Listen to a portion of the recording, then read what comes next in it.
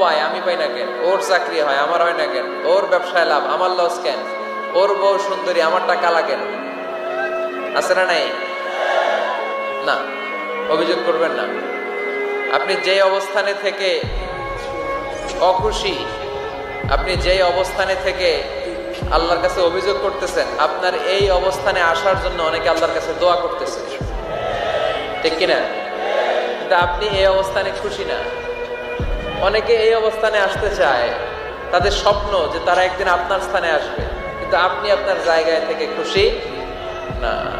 এজন্য উনজুর ইলা মান হুয়া আসফালা মিনকা, তোমার চেয়ে যে খারাপ অবস্থায় আছে তার দিকে তাকাও, তাহলে তোমার মনের দুঃখ ঘুচিয়ে দিবে কে?